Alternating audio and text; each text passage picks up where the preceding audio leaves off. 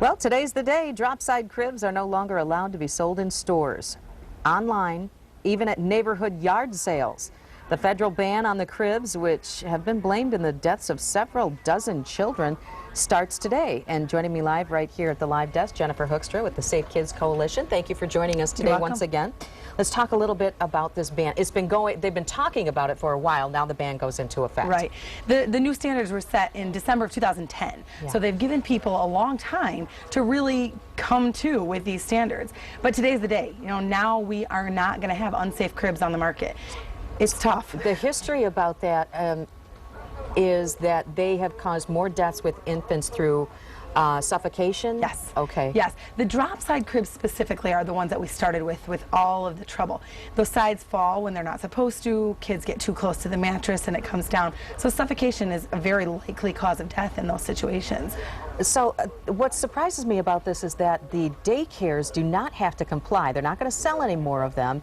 If someone has one in their home and they choose to have it still, that's, I guess... Yeah, it's hard. You know, as a parent, knowing what kind of crib you have is important.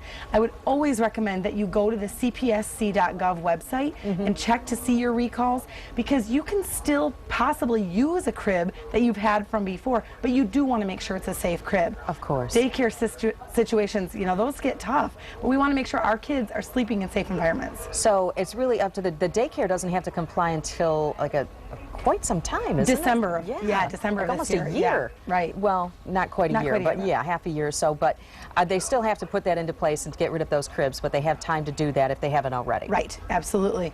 What about, if you have one, is there anything you can do to make it safer? You know, it's hard for me to say because there's so many. I mean, over 11 million cribs have been recalled in the last 5 years. Wow. So it's hard for me to pinpoint. But you do want to check the website, like I said, see if your crib has been recalled, if there's a repair kit. Sometimes they're going to say, yes, they're still safe to use. But what we can be assured of now, as of today, we can't buy one that's unsafe. Just a reminder for parents out there, what's the safest way a baby can sleep in a crib? Absolutely. Alone, on their back, with no extra blankets, no stuffed animals, but in that crib. Okay. Jennifer Hoekstra, thank you for joining us.